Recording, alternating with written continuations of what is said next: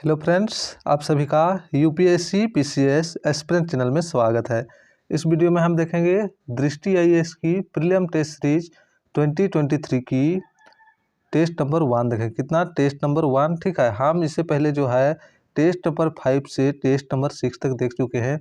Test number 1 to 4 छोड़े हुए थे, तो आज जो है इस वीडियो में हम टेस्ट नंबर 1 स्टार्ट कर रहे हैं। ठीक है, इसके बाद टेस्ट नंबर 11 स्टार्ट करेंगे। तो ये इसकी जो है पार्ट 1 बन रहा है और 2 पार्ट में इसकी कंप्लीट कर देंगे। ठीक है, टेस्ट 1 के उसके बाद हम देखेंगे टेस्ट नंबर 11 दृष्टि आईएएस की टेस्ट नंबर 11 देखेंगे और साथ ही विजन आईएएस का भी स्टार्ट करेंगे फिर उसके बाद उसकी देखने के बाद। तो अगर यदि आप न्यू हैं तो प्लीज़ इस चैनल को सब्सक्राइब, लाइक एवं शेयर कर दीजिएगा। ठीक है, दृष्टि आईएएस विजन आईएएस की टेस्ट सीरीज देखने के लिए। साथ ही इस चैनल्स में यूपीएससी टॉपर्स की कॉपी की वीडियो भी आता है, वो भी आप देख सकते हैं। और प्लेलिस्ट में जाके टेस्ट सीरीज, एनसीईआरटी वीडियो या प्रीवियस ईयर वीडियो जो अगर देखना चाहते हैं तो प्लेलिस्ट में जाके वो देख सकते हैं। और इसके डिस्क्रिप्शन में टेस्ट नंबर 10, 9 वो सब का लिंक दिया हुआ रहेगा, या तो प्लेलिस्ट चेक कर लीजिएगा अगर देखना चाहते हैं, अगर न्यू है तो। ठीक है, और जो फॉलो कर रहे हैं वो तो डे बाई डे उसको मिल ही जा रहा है। और आपको अगर यदि इसकी पीडीएफ चाहिए तो टेलीग्राम से जुड़ जाइएगा, जिसकी लिंक इसके डिस्क्रिप्शन में रहेगा या तो इस वीडियो की कमेंट सेक्शन में रहेगा। ठीक है, तो चलिए स्टार्ट करते हैं। ये जो टेस्ट सीरीज है ये क्या है देख लीजिए। ये भारतीय राज्य व्यवस्था, ठीक है, और करंट अफेयर से रिलेटेड है। टेस्ट नंबर 1 था, तो आप लोग बोल रहे थे कि टेस्ट 1 से 4 जो छोड़े हुए हैं उसको भी कराइए। तो चलिए स्टार्ट करते हैं। फर्स्ट नंबर क्वेश्चन इसका देखें हम तो, निम्नलिखित में से कौन सा संगठन भ्रष्टाचार बोध सूचांक जारी करता है? तो कौन सा जो संगठन है वो भ्रष्टाचार बोध सूचांक जारी करता है? विश्व बैंक, ट्रांसपेरेंसी इंटरनेशनल, विश्व आर्थिक मंच, एशियाई विकास बैंक। तो कौन सा जो संगठन है वो क्या करता है? भ्रष्टाचार बोध सूचांक जारी करता है या सूचित करता है। तो वो क्या हो जाएगा? Transparency international. ठीक है, ट्रांसपेरेंसी इंटरनेशनल संगठन। इसकी व्याख्या देखना चाहें तो देख सकते हैं। विश्व बैंक संयुक्त राज्य अमेरिका के वाशिंगटन में स्थित एक अंतर्राष्ट्रीय विकास संगठन है। इसके सदस्य देशों की संख्या 189 है। तो ये विश्व बैंक से रिलेटेड है। विश्व बैंक में जो क्या है, अमेरिका, संयुक्त राज्य अमेरिका के वाशिंगटन में स्थित एक अंतर्राष्ट्रीय विकास संगठन है और इसमें 189 देश है। ये क्या करता है? गरीबों को कम करने और विकासशील देशों में साझा समृद्धि को प्रोत्साहित देने हेतु सतत समाधान के लिए इसके अंतर्गत 5 संस्थान कार्यरत है। ठीक है, 5 संस्थान है। जो संस्थान कौन कौन सा है? अंतर्राष्ट्रीय पुनर्निर्माण और विकास बैंक, अंतर्राष्ट्रीय विकास संघ, अंतर्राष्ट्रीय वित्त निगम, बहुपक्षीय निवेश गारंटी एजेंसी, और 5वां कौन सा है? निवेश विवादों के निपटारे के लिए अंतर्राष्ट्रीय केंद्र। विश्व बैंक द्वारा प्रकाशित रिपोर्ट, इसके जो प्रकाशित रिपोर्ट किया जाता है वो क्या क्या है ये आप देख सकते हैं। ठीक है, ये मैं सारा चीज़ नहीं पढ़ रहा हूँ, या तो आप पीडीएफ से देख लीजिएगा। आगे हम देख सकते हैं, यहाँ पे देख सकते हैं ट्रांसपेरेंसी इंटरनेशनल। ट्रांसपेरेंसी इंटरनेशनल एक अंतर्राष्ट्रीय गैर सरकारी संगठन है जिसकी स्थापना वर्ष 1993 में बर्लिन यानी कि जर्मनी के बर्लिन में की गई थी। इसका प्राथमिक उद्देश्य नागरिक उपायों के माध्यम से वैश्विक भ्रष्टाचार का मुकाबला करना और भ्रष्टाचार के कारण उत्पन्न होने वाली आपराधिक गतिविधियों को रोकने हेतु कार्रवाई करना है। इसके द्वारा प्रकाशित प्रमुख प्रकाशन ग्लोबल करप्शन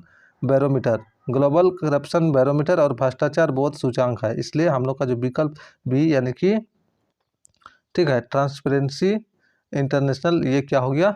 सही हो गया। ठीक है, तो इस प्रकार इसकी देख सकते हैं। फिर विश्व आर्थिक मंच ऑप्शन में था, तो जो ऑप्शन है उसके रिलेटेड इसकी व्याख्या दिया गया है। देख लीजिए, विश्व आर्थिक मंच जो है सार्वजनिक निजी सहयोग के लिए अंतर्राष्ट्रीय संगठन है। वर्ष 1971 में इसे एक गैर लाभकारी संगठन के रूप में स्थापित किया गया था तथा इसका मुख्यालय जिनेवा, स्विट्जरलैंड में है। और इसका जो उल्लेखनीय प्रकाशनों में क्या क्या उल्लेख करता है? वैश्विक प्रतिस्पर्धात्मकता रिपोर्ट, वैश्विक पर्यावरण निष्पादन सूचांक, मानव पूंजी सूचांक, वैश्विक लैंगिक अंतराल सूचांक। तो ये सब ये जारी करता है। फिर एशियाई बैंक जो है एशिया के लिए रिलेटेड है। ठीक है, तो ये आप लोग देख लीजिएगा। सेकंड नंबर देखें तो क्वेश्चन नंबर सेकंड हम लोग का, निम्नलिखित कथनों पर विचार कीजिए। कथन 1 है, संयुक्त राष्ट्र वर्ष 1950 में स्थापित एक अंतर्राष्ट्रीय संगठन है। संयुक्त राष्ट्र क्या है 1950 में, नहीं, संयुक्त राष्ट्र का जो गठन हुआ था 1945 में हुआ था, इसलिए गलत हो जाएगा। संयुक्त राष्ट्र अंतर्राष्ट्रीय कानून सुरक्षा, आर्थिक विकास और सामाजिक समानता के क्षेत्र में समन्वय हेतु एक वैश्विक संघ है। ये सही है। संयुक्त राष्ट्र अंतर्राष्ट्रीय कानून और सुरक्षा, आर्थिक और विकास और सामाजिक समानता के क्षेत्र में समन्वय हेतु एक वैश्विक संघ है, तो ये सही है। तो उपयुक्त कथनों में से कौन सा सही है, तो केवल और केवल क्या है 2, यानी कि बी नंबर सही हो जाएगा। ठीक है, बी नंबर। अगर व्याख्या देखना चाहें तो इसकी व्याख्या भी हम लोग थोड़ी सी देख लेते हैं, बाकी आप लोग PDF से पढ़ लीजिएगा। ठीक है, संयुक्त राष्ट्र वर्ष 1945 में स्थापित एक अंतर्राष्ट्रीय संगठन है। वर्तमान में इसके सदस्यों की संख्या 193 है। कथन 1 इसलिए क्या हो रहा है हम लोग का सही हो रहा है। कथन 2 देखें, इसके मिशन और कार्य इसके स्थापना चार्टर में निहित उद्देश्यों और सिद्धांतों द्वारा निर्देशित होते हैं और इन्हें इसके विभिन्न अंगों और विशेष एजेंसियों द्वारा क्रियान्वित किया जाता है। संयुक्त राष्ट्र अंतर्राष्ट्रीय कानून सुरक्षा, आर्थिक विकास और सामाजिक समानता के क्षेत्र में समन्वय हेतु एक वैश्विक संघ है, अतः कथन 2 भी सही है। तो दोनों कथन क्या हो रहा है, इसका सही हो जा रहा है। ठीक है, आगे हम देखें थर्ड नंबर, ये रहा हम लोग का तीसरा नंबर। भारतीय संविधान में मौलिक अधिकारों के संदर्भ में निम्नलिखित कथनों पर विचार कीजिए। मौलिक अधिकार से रिलेटेड है। कानून के समक्ष समानता केवल भारतीय नागरिकों के लिए उपलब्ध है। नहीं, कानून के समक्ष समानता जो है भारतीय नागरिक या विदेशी हो सभी के लिए क्या होता है, उपलब्ध होता है। ठीक है, तो इस प्रकार ये गलत हो जा रहा है। 44वें संशोधन अधिनियम 1975 द्वारा संपत्ति के अधिकार को मौलिक अधिकारों की सूची से हटा दिया गया। ये 44वें संविधान संशोधन तो ठीक है, लेकिन यहाँ पे 1978 होना चाहिए, 75 नहीं, 1978। 44वें संविधान संशोधन 1978 द्वारा संपत्ति के अधिकार को मूल अधिकार से हटाकर कानूनी अधिकार कर दिया गया है। अनुच्छेद 300 काम में रखा गया है। कथन 3, अनुच्छेद 20 और 21 द्वारा गारंटीकृत अधिकारों को छोड़कर राष्ट्रीय आपातकाल के समय मौलिक अधिकारों को निलंबित किया जा सकता है, तो ये सही है। ठीक है, इसमें जो राष्ट्रीय आपातकाल होता है उस टाइम में क्या होता है, अनुच्छेद 20 और 21 को छोड़कर बाकी जो मौलिक अधिकार है उसको निलंबित किया जा सकता है। ठीक है, लेकिन अगर यदि आपातकाल देश के अंदर हो, बाहरी युद्ध की स्थिति या बाहरी आक्रमण ना हो, तो अनुच्छेद 19 में जो 6 मूल अधिकार है उसको भी नहीं हटाया जाता है। लेकिन अगर यदि बाहरी आक्रमण हो, युद्ध की स्थिति हो, तो क्या होता है, इसकी जो 6 मूल अधिकार है वो हटा दिया जाता है। तो इसमें से कौन सा सही नहीं है पूछा गया था, तो कौन सा सही, 1 और 2 सही नहीं है। ठीक है, 1 और 2, यानी कि इसका सही आंसर बी हो जाएगा। इसकी व्याख्या अगर देखना चाहे 3 नंबर, तो ये देख सकते हैं। ठीक है, कानून के समक्ष समानता, अनुच्छेद 14 के अनुसार भारत के क्षेत्र में किसी भी व्यक्ति को कानून के समक्ष समानता या कानूनों के समान संरक्षण से वंचित नहीं किया जाएगा। यह अधिकार सभी व्यक्तियों को दिया जाता है, चाहे वह नागरिक हो या विदेशी, वैधानिक निगम, कंपनियां, पंजीकृत संस्था या किसी अन्य प्रकार के कानूनी व्यक्ति। अतः कथन 1 सही नहीं है। ठीक है, देख सकते हैं यहाँ पे जो ये है 1978 में इसका संशोधन हुआ था, इसलिए ये भी गलत हो गया।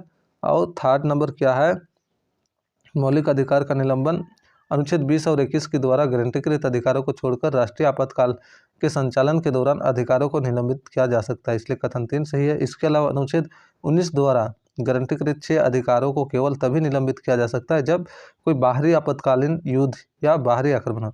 तो जब क्या होगा, बाहरी आपातकाल, देश से बाहर से किसी प्रकार के आपातकाल हो या युद्ध की स्थिति हो, तो ही 19 में जो 6 मूल अधिकार है उसको निलंबित किया जाता है, ना कि सशस्त्र विद्रोही यानी आंतरिक आपातकाल। आंतरिक आपातकाल में इसको निलंबित नहीं किया जाता है। ठीक है, तो हम ये देख लिए 3 का। अब आगे बढ़ते हैं हम लोग 4 नंबर देखते हैं, भारतीय चुनाव। भारत में चुनावी बॉन्ड के संदर्भ में निम्नलिखित कथनों पर विचार कीजिए। चुनाव बॉन्ड से रिलेटेड है। चुनावी बॉन्ड को भारत के निवासियों और भारत में स्थापित या निगमित इकाइयों द्वारा खरीदा जा सकता है, सही है। क्या है, चुनावी बॉन्ड को भारत के निवासियों और भारत में स्थापित निगम या इकाइयों द्वारा ही खरीदा जा सकता है, इसलिए ये क्या है, सही है। कथन नंबर 2, कोई भी राजनीतिक दल जिसने पिछले राज्यसभा चुनाव में पड़े कुल मतों के कम से कम 1%, नहीं, राज्यसभा और लोकसभा दोनों में कम से कम 1% मत हासिल किए हो तो ही चुनावी बॉन्ड के माध्यम से धन प्राप्त करने के लिए पात्र होते हैं। तो यहाँ पे केवल क्या दिया है, राज्यसभा, लेकिन राज्यसभा और लोकसभा दोनों से होना चाहिए कम से कम 1% कुल मत का। तो इस प्रकार ये कथन नंबर 2 क्या हो रहा है, गलत हो रहा है। ठीक है, उपयुक्त कथनों में से कौन सा या से सही है, तो हम लोग का क्या हो रहा है, कौन कौन गलत हो गया, 4 का 1 सही हो गया और 2 गलत हो गया। तो कौन सा सही है पूछा है, तो केवल और केवल एक, ठीक है, यानी कि ऑप्शन नंबर ए। आगे हम 5 नंबर देखें तो 5 नंबर क्या है, निम्नलिखित में से कौन से राजनीतिक कार्यपालिका का अंग है। राजनीतिक कार्यपालिका यानी कि राजनीतिक कार्यपालिका होगा तो चुनाव निर्वाचन द्वारा सेलेक्ट होकर मंत्री वगैरह बना होगा, ठीक है, निर्वाचित सदस्य होगा यानी संसद होगा। जिला कलेक्टर तो ये क्या होता है, ये परमानेंट होता है, एक बार कलेक्टर बन गया तो, ठीक है, तो ये क्या है हम लोग का राजनीतिक कार्यपालिका नहीं है। गृह मंत्रालय के सचिव भी नहीं होता है, सचिव भी क्या होता है, ये एक बार बन गया तो इसका क्या होता है, रिटायर होने तक बना रहता है, उसी प्रकार कलेक्टर भी। लेकिन गृह मंत्री जो होता है संसद के थ्रू मंत्री बनता है, तो इसका हर 5 साल में क्या होता है, चेंज होने की पॉसिबिलिटी रहता है, निर्वाचित होना पड़ेगा तब जाके बनेगा। पुलिस महानिदेशक, ये जो डीजीपी होता है राज्य की प्रमुख पुलिस अधिकार वो होता है। तो इस प्रकार इसका जो सही आंसर हो जाएगा वो क्या हो जाएगा, सी हो जाएगा। सी क्या हो जाएगा, राजनीतिक कार्यपालिका है जो गृह मंत्री होता है, संसद पहले बनेगा तब जाके मंत्री, ठीक है। आगे बढ़ें, इसकी व्याख्या आप लोग देख लीजिएगा, ठीक है, व्याख्या में नहीं देख रहा हूँ। राष्ट्रीय मानव अधिकार आयोग के संदर्भ में निम्नलिखित कथनों पर विचार कीजिए। राष्ट्रीय मानव अधिकार, ठीक है, आयोग के संदर्भ में अध्यक्ष और सदस्यों की नियुक्ति राष्ट्रपति द्वारा 6 सदस्यीय समिति की सिफारिश पर की जाती है, सही है। इसकी जो राष्ट्रीय मानव अधिकार आयोग की जो अध्यक्ष और सदस्य की नियुक्ति की जाती है वो राष्ट्रपति द्वारा 6 सदस्यीय समिति की सिफारिश पर की जाती है। इसके पास दीवानी न्यायालय की सभी शक्तियाँ होती है और इसकी कार्यवाही का चरित्र न्यायिक होता है, ये भी सही है। इसके पास क्या होता है, न्यायालय की सभी शक्तियाँ होती है और इसकी कार्यवाही का चरित्र न्यायिक होता है। उसके बाद तीसरा है, इसे पेरिस सिद्धांत के अनुरूप स्थापित किया गया, ये भी सही, पेरिस सिद्धांत के अनुरूप इसको स्थापित किया है। तीनों कथन सही है तो इसका सही आंसर डी हो जाएगा, ठीक है, 1, 2 और 3।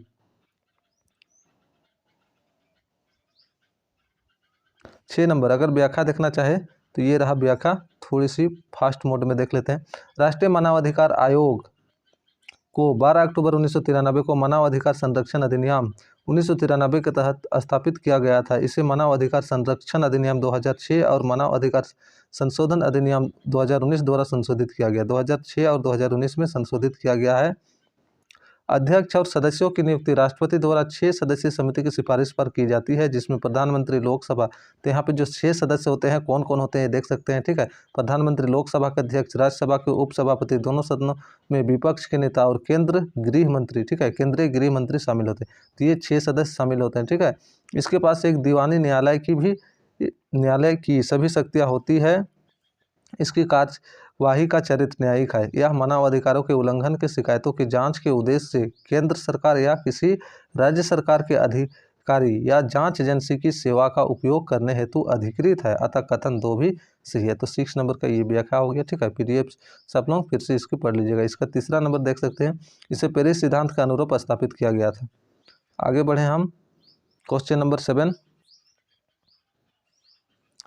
राष्ट्रीय सफाई कर्मचारी आयोग के संदर्भ में निम्नलिखित कथनों पर विचार कीजिए। राष्ट्रीय सफाई कर्मचारी, ठीक है, आयोग, इसकी स्थापना वर्ष 1993 में 3 वर्ष की प्रारंभिक अवधि के लिए की गई थी, ये सही है। इसकी स्थापना 1993 में 3 वर्ष की प्रारंभिक अवधि के 3 वर्ष के लिए किया गया था। वर्ष 2004 से इसका विस्तार एक संवैधानिक निकाय के रूप में किया गया, नहीं, वर्ष 2004 से ये अप्रभावी हो गया, प्रभावी नहीं रहा। तो इस प्रकार ये कथन क्या हो जाता है, गलत हो जाता है। तो इसमें से कौन सा सही नहीं है पूछा गया है, तो कथन 2 यानी कि B number, option number B, ठीक है। इसकी व्याख्या अगर देखना चाहें हम 7 नंबर ना, तो यहाँ पे देख सकते हैं हम 7 नंबर, राष्ट्रीय सफाई कर्मचारी आयोग की स्थापना 1993 में 3 वर्ष की अवधि के लिए NCS के अधिनियम 1993 के प्रावधानों के अनुसार सरकार को सफाई कर्मचारियों के कल्याण के लिए विशिष्ट कार्यक्रमों के संबंध में सिफारिश देने हेतु की गई थी, इसलिए कथन 1 क्या है, सही है। अब ये देख सकते हैं 29 फरवरी 2004 के राष्ट्रीय सफाई कर्मचारी आयोग अधिनियम प्रभावी नहीं रहा। उसके बाद NCS के कार्यकाल को समय समय पर प्रस्तावों के माध्यम से एक गैर संवैधानिक संस्था के रूप में आगे बढ़ाया गया है। तो ये क्या होता है, वो अप्रभावी रहा, प्रभावी नहीं रहा, और समय समय पर इसके प्रस्तावों के माध्यम से क्या होता है, गैर संवैधानिक संस्था के रूप में आगे बढ़ाता जाता है। आगे बढ़े हम 7 नंबर, ठीक है, 7 देख चुके, 8 नंबर देखते हैं। लोकतंत्र बचाओ का नारा दिया गया था, लोकतंत्र बचाओ का नारा कौन दिया था, स्वतंत्र पार्टी द्वारा, वामपंथियों द्वारा, तेलुगु देशम पार्टी द्वारा या जनता पार्टी। तो इसका जो क्या लोकतंत्र बचाओ का नारा जनता पार्टी द्वारा दिया गया था? किसके द्वारा? जनता पार्टी द्वारा दिया गया था। ठीक है, ये देख सकते हैं वर्ष 1977 में लोकसभा चुनाव के दौरान जनता पार्टी द्वारा लोकतंत्र बचाओ का नारा दिया गया था। कब दिया गया था? 1977 में। ठीक है, जनता पार्टी द्वारा दिया गया था। इस समय जनता पार्टी के आपातकाल के दौरान की गई ज्यादतियों को दूर करने और नागरिक स्वतंत्रता को बहाल करने का वादा किया गया था, इसलिए विकल्प डी सही है। इसकी आगे हम लोग देख सकते हैं वर्ष 1977 के विधानसभा चुनाव में वामपंथियों द्वारा लैंड टू द लीटर का नारा दिया गया था। और 1983 में आंध्र प्रदेश विधानसभा चुनाव में तेलुगु देशम पार्टी द्वारा क्या नारा दिया गया था? Protect the self respect of the Telugu. ठीक है, तेलुगु नामक नारे दिया गया था। और इंदिरा गांधी के नेतृत्व वाले कांग्रेस पार्टी द्वारा वर्ष 1971 में लोकसभा चुनाव में गरीबी हटाओ का नारा दिया गया था। तो ये हम लोग सभी देख चुके क्या क्या नारा दिया गया था। ठीक है, आगे बढ़े हम 9 नंबर। तो ये रहा क्वेश्चन नंबर 9। 73वें संविधान संशोधन अधिनियम के संदर्भ में निम्नलिखित कथनों पर विचार कीजिए। 73वें संविधान संशोधन अधिनियम के संदर्भ में निम्नलिखित कथनों पर विचार करना है।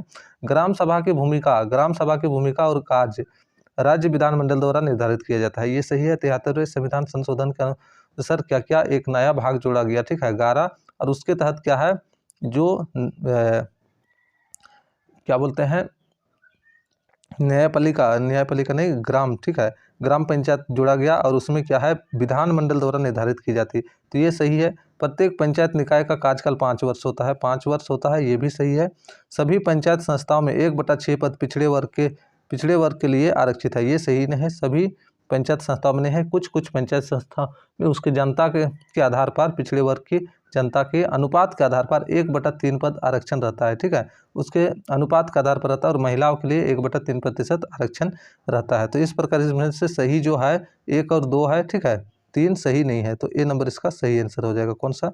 ए नंबर। ये देख सकते हैं हम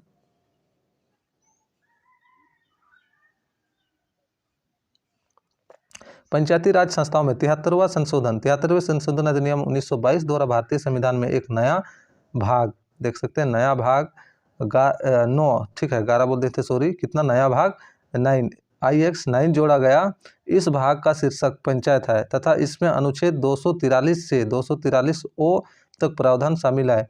इसके अलावा इस अधिनियम द्वारा संविधान में एक नई 11वीं अनुसूची, इसमें एक नई 11वीं अनुसूची जोड़ा गया, भाग 9 जोड़ा गया और अनुसूची 11वीं जोड़ा गया है। क्या? अनुसूची 11वीं जोड़ी गई है। इस अनुसूची में पंचायतों से संबंधित 29 विषय शामिल है। यह अनुच्छेद 243 जी से संबंधित है। ग्राम सभा में पंचायत क्षेत्र में मतदान के रूप में पंजीकृत सभी वयस्क सदस्य शामिल होते हैं। इसकी भूमिका और कार्य राज्य विधायिका द्वारा निर्धारित किए जाते हैं। कथन 1 सही है।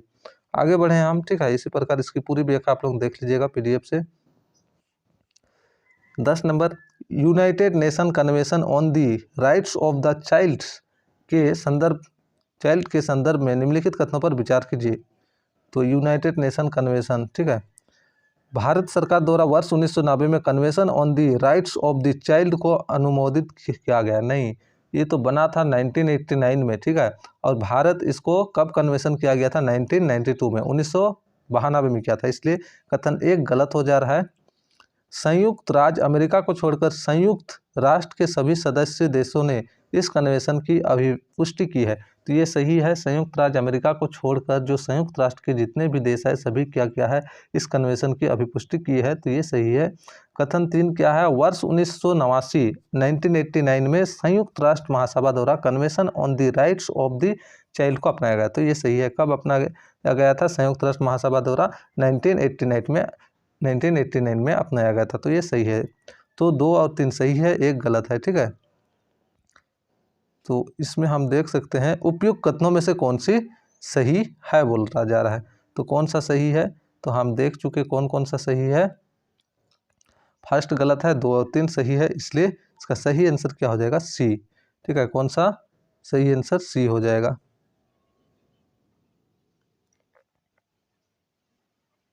तो अगर इसको देखना चाहें तो ये रहा इसकी डिटेल। 20 नवंबर 1989 को संयुक्त राष्ट्र महासभा द्वारा बल अधिकारों पर संयुक्त राष्ट्र कन्वेंशन को अपनाया गया। इस कन्वेंशन को औपचारिक रूप से 26 जनवरी 1990 को अनुमोदन के लिए खोला गया। 11 दिसंबर 1992 में भारत सरकार द्वारा CRC को अनुमोदित किया गया। तो देख सकते हैं कब किया गया, 1992 में। ठीक है, संयुक्त राज्य अमेरिका को छोड़कर संयुक्त राष्ट्र के सभी सदस्य देशों ने इस कन्वेंशन का अनुमोदन किया, ये सही है। थर्ड नंबर, वर्ष 1959 में संयुक्त राष्ट्र महासभा द्वारा बाल अधिकारों की घोषणा को अपनाया गया। संयुक्त राष्ट्र महासभा द्वारा convention on the rights of the child को 1989 में अपनाया गया, इसलिए कथन 3 हम लोग का सही हो रहा है। ठीक है, नेक्स्ट हम देखें 11 नंबर। 10 देख चुके हैं, 11 देखते हैं। भारतीय संविधान की निम्नलिखित विशेषताओं में से कितनी ब्रिटिश संविधान से प्रेरित है? तो ये जो भारतीय संविधान की निम्नलिखित विशेषता कौन कौन क्या है, ब्रिटेन से लिया गया है। मूल अधिकार, ये मूल अधिकार तो कहाँ से लिया गया है, अमेरिका से लिया गया है, इसलिए नहीं होगा। स्पीकर का पद और उसकी भूमिका, स्पीकर का पद और उसकी भूमिका क्या है, ब्रिटेन से ली गई है, ब्रिटेन से प्रेरित है, तो ये सही है। अवशिष्ट शक्तियों का विचार, अवशिष्ट शक्तियों का विचार जो है ये कनाडा से लिया गया है। कहाँ से लिया गया है, कनाडा से, जहाँ पे संघात्मक सरकार, जिसमें क्या होगा, केंद्र पे अधिक शक्तिशाली केंद्र, वो क्या है, कनाडा से लिया गया है। तो इस प्रकार ये तो कनाडा से हो गया। स्वतंत्रता, समानता और बंधुत्व की सिद्धांत, ये यूरोप से लिया गया है, यूरोप, तो ये भी गलत हो गया। ठीक है, तो केवल एक ही, कितना, एक, जो कि स्पीकर का पद और उसकी भूमिका, तो कूट का प्रयोग करके सही उत्तर चुने। ठीक है, केवल एक विशेषता, तो क्या हो जाएगा, केवल एक विशेषता, इसलिए युग्म एक सही हो गया। ठीक है, 11 का अगर देखना चाहे हम व्याख्या तो ये रहा। ठीक है, देख सकते हैं। सरकार संसदीय रूप से एकल नागरिकता, कानून का शासन, रीट, स्पीकर का पद, उसकी भूमिका, कानून बनाने की प्रक्रिया, कानून द्वारा स्थापित प्रक्रिया जैसे प्रावधान ब्रिटेन के संविधान से लिया गया है। कहाँ से लिया गया है, ब्रिटेन के संविधान से लिया गया है, ये देख सकते हैं। ठीक है, उसके बाद मजबूत केंद्र के साथ संघीय व्यवस्था, केंद्र में अवशिष्ट शक्तियों का निहित होना, केंद्र द्वारा राज्य के राज्यपालों की नियुक्ति और सर्वोच्च न्यायालय का सलाहकारी क्षेत्रकार जैसे प्रावधान कनाडा से लिया गया है। कहाँ से लिया गया है, कनाडा से। ये सब गणतंत्र और प्रस्तावना में शामिल स्वतंत्रता, समानता और बंधुत्व का आदेश फ्रांसीसी संविधान से है, फ्रांस से लिया गया है। कहाँ से, फ्रांस से लिया गया है। और मौलिक अधिकार, ये देख सकते हैं, मौलिक अधिकार, न्यायपालिका की स्वतंत्रता, न्यायिक समीक्षा, राष्ट्रपति पर महाभियोग, सर्वोच्च न्यायालय और उच्च न्यायालय के न्यायाधीशों को हटाने की प्रक्रिया तथा उपराष्ट्रपति का पद जैसे प्रावधान संयुक्त राज्य अमेरिका से लिया गया है। कहाँ से लिया गया है, संयुक्त राज्य अमेरिका से लिया गया है। ठीक है, आगे बढ़े हम 12 नंबर देखें, तो ये रहा 12 नंबर। भारत निर्वाचन आयोग के संदर्भ में निम्नलिखित कथनों पर विचार कीजिए। चुनाव आयोग का निर्धारित कार्यकाल 5 वर्ष का होता है। नहीं, ये क्या होता है, निर्धारित कार्यकाल जो है 5 वर्ष का नहीं होता है, इसकी ये किया हुआ नहीं है। ठीक है, तो ये क्या होता है, जो रिटायर होने की इसकी अवधि होता है 65 ईयर का होता है। चुनाव आयोग मतों के पुनर्गणना का आदेश तब दे सकता है जब उसे लगे कि मतगणना प्रक्रिया पूरी तरह से निष्पक्ष और न्यायसंगत नहीं है। तो ये सही है, चुनाव आयोग मतों को पुनर्गणना का आदेश दे सकता है जब उसको लगे कि मतगणना प्रक्रिया पूरी तरह से निष्पक्ष और न्याय संगत नहीं हो गया। भारतीय संविधान में न्यायाधीशों और मुख्य चुनाव आयुक्त को हटाने के लिए महाभियोग शब्द का उपयोग नहीं किया गया। तो ये सही है, संविधान में कहीं भी महाभियोग शब्द का प्रयोग नहीं किया गया है। ठीक है, तो इस प्रकार ये क्या हो गया,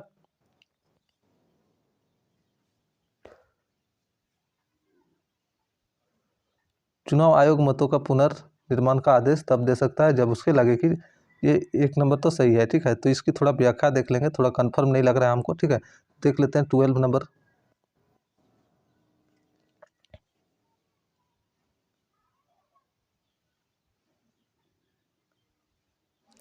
ये 13 हो गया, 12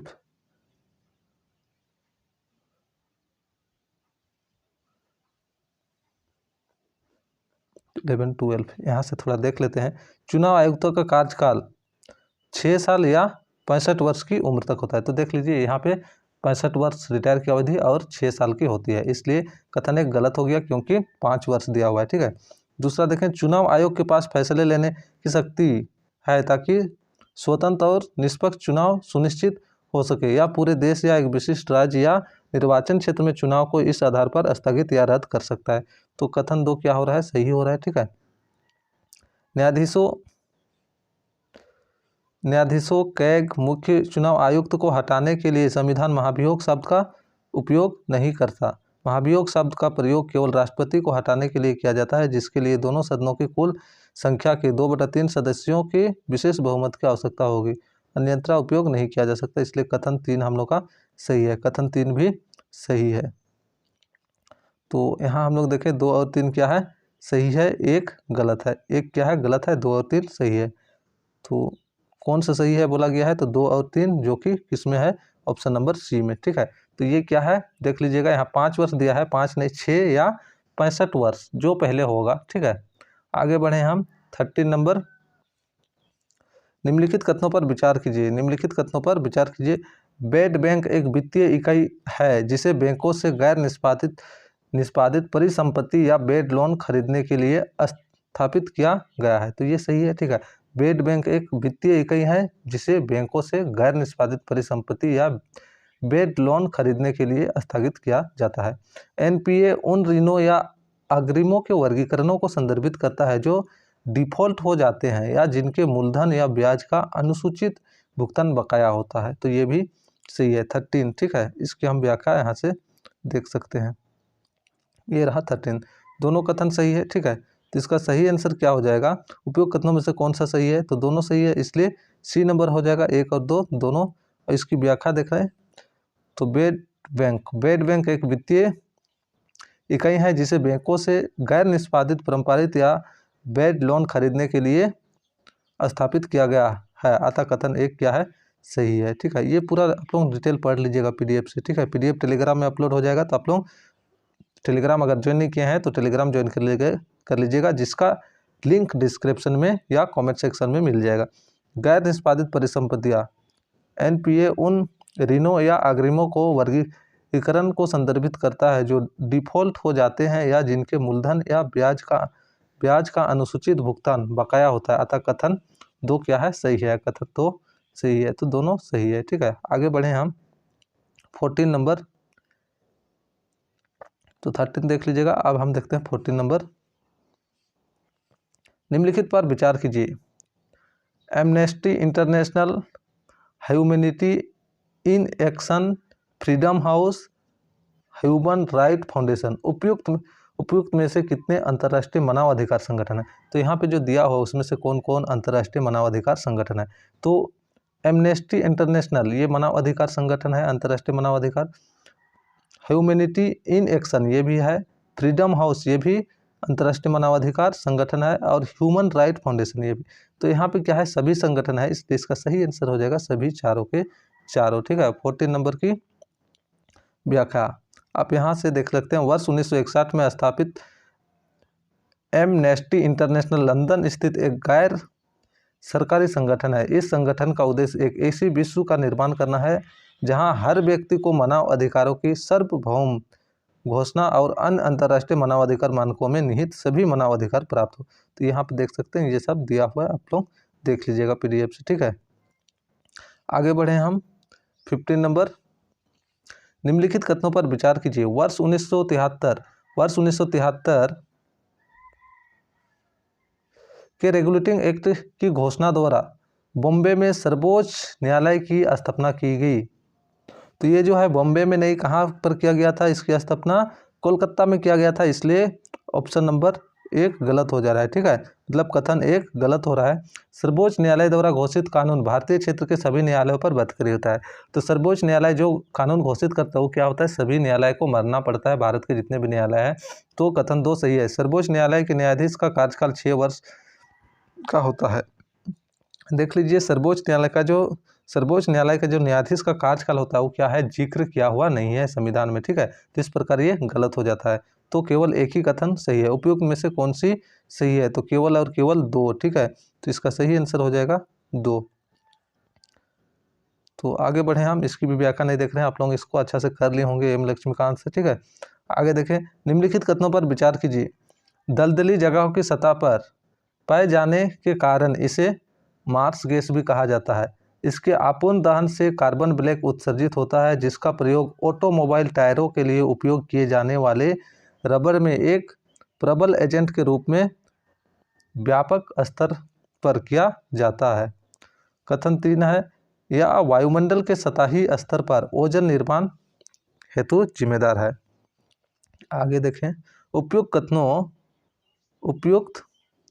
कथन में निम्नलिखित उपयुक्त कथन में से किस कार्बन यौगिक को बेहतर रूप से वर्णित कर रहे हैं? तो ये जो कर रहा है मीथेन को कर रहा है। किसको? मीथेन को। ठीक है, तो इसका सही आंसर क्या हो जाएगा? मीथेन। आप लोग इसकी व्याख्या यहाँ पे देख लीजिएगा, चीज़ की पूरी, ये तो उसकी है, ये रहा इसकी व्याख्या मीथेन से रिलेटेड। ठीक है, ये आप लोग देख लीजिएगा। ठीक है, आगे बढ़े हम 17 नंबर, निम्नलिखित में से किसे डॉक्टर बी.आर. अम्बेडकर द्वारा संविधान के हृदय और आत्मा के रूप में संदर्भित किया गया था? तो यहाँ पे जो है कौन से अधिकार को डॉक्टर भीमराव अम्बेडकर द्वारा संविधान के हृदय और आत्मा के रूप में संदर्भित किया गया था, वो बताना है। कथन 1 है, स्वतंत्रता का अधिकार, संवैधानिक उपचारों का अधिकार, सांस्कृतिक और शैक्षणिक अधिकार, समानता का अधिकार। तो इसमें जो है संवैधानिक उपचार का अधिकार, संवैधानिक उपचार यानी कि संशोधन, जैसे जैसे स्थिति बदलाव होगा उसके अकॉर्डिंग क्या है, बदलाव किया जा सकता है संविधान में। इसे डॉक्टर भीमराव अम्बेडकर ने संविधान का हृदय और आत्मा कहा था, इसलिए इसका सही आंसर बी हो जाएगा। आगे बढ़ें, या 17 का व्याख्या देखना चाहें तो देख सकते हैं हम लोग।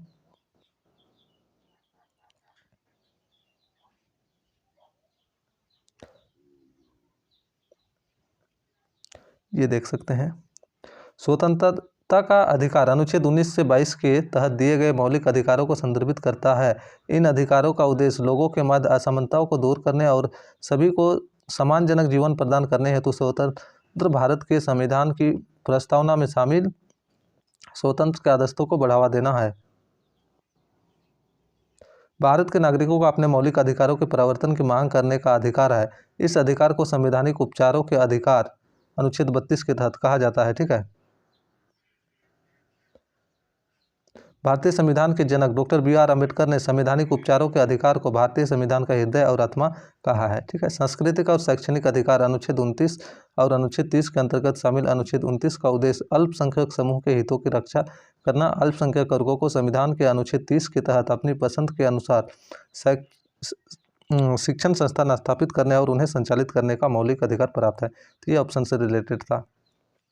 18 नंबर हम देखें यहाँ पे, भारतीय संविधान के निम्नलिखित में से कौन से प्रावधान 26 नवंबर 1949 को ही लागू हुए थे? तो संविधान जो बना, ठीक है, 26 जनवरी 1949 को, और ये लागू 26 जनवरी 1950 को हुआ था। तो 26 नवंबर 1949 को कौन कौन से प्रावधान लागू हुआ था उसके बारे में बताना है। नागरिकता, तो ये नागरिकता, जो भी भारत का नागरिक है उसको नागरिकता, ये जो हुआ 26 नवंबर 1949 से ही नागरिकता लागू हुआ। निर्वाचन भी लागू हुआ। राज्य की नीति निर्देशक सिद्धांत, ये लागू नहीं हुआ था उस टाइम से। ठीक है, ये राज्य की नीति निर्देशक सिद्धांत लागू नहीं हुआ था। अस्थायी और परिवर्तनशील प्रावधान, अस्थायी था और परिवर्तनशील प्रावधान ये भी लागू हुआ था। संक्षिप्त शीर्षक ये भी था। अंतरिम संसद ये भी था। अंतरिम, नीचे दिए गए कूट का प्रयोग करके सही उत्तर का चयन करें। तो 3 केवल उस टाइम लागू हुआ नहीं था, कथन 3 जो है, और बाकी सभी है। तो 3 को छोड़ के बाकी सब। तो 3 कहाँ कहाँ, यहाँ 3 है, 3 यहाँ भी है, तो यहाँ भी है, तो ये तो होगा नहीं, तो बी हो जाएगा। 1 2 4 5 और 6 यानी कि ऑप्शन नंबर बी। ठीक है, इसकी व्याख्या आप लोग देख लीजिएगा डिटेल से इसकी 18 की। ठीक है, हम लोग आगे बढ़ते हैं।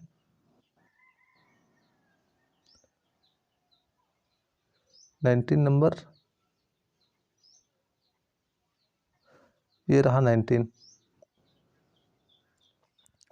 अंतर्राष्ट्रीय श्रम संगठन के संदर्भ में निम्नलिखित कथनों पर विचार कीजिए। इसकी स्थापना वर्ष 1919 में वर्साई की संधि द्वारा की गई थी, ये सही है।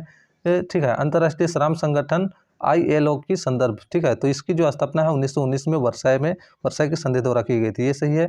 वर्ष 1969 में इसे नोबेल शांति पुरस्कार प्रदान किया गया था, ये भी सही है।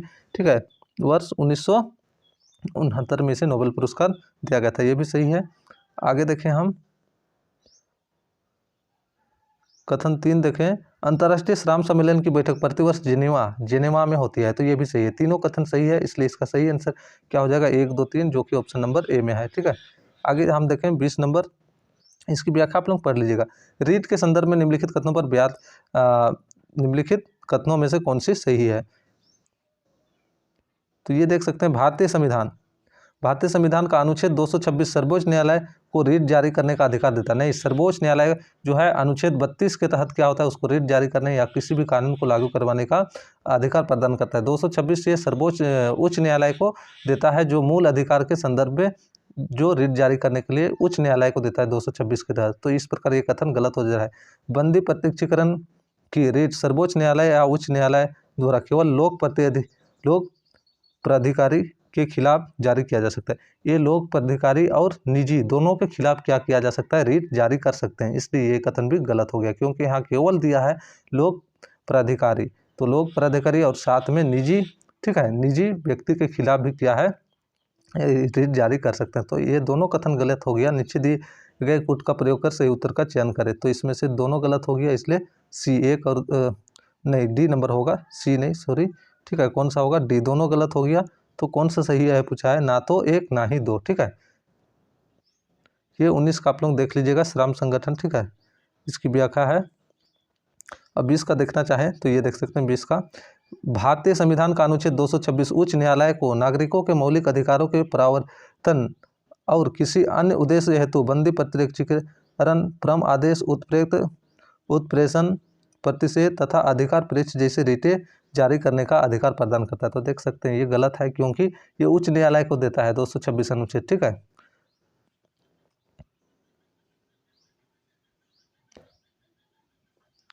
आगे देखें, भारत में सर्वोच्च न्यायालय संविधान के अनुच्छेद 32 के तहत किसी भी मूल अधिकार के प्रवर्तन के लिए दिशा निर्देश, आदेश या रिट जारी कर सकता है। तो कितना, अनुच्छेद 32 के तहत सर्वोच्च न्यायालय रिट जारी कर सकता है। बंदी प्रत्यक्षीकरण को सर्वोच्च न्यायालय या उच्च न्यायालय द्वारा निजी और लोक प्राधिकरण, देख सकते हैं निजी और लोक प्राधिकरण दोनों के खिलाफ जारी किया जा सकता है, इसलिए कथन 2 गलत हो गया, ठीक है। तो इसमें इतना ही, फिर हम नेक्स्ट वीडियो के साथ मिलते हैं।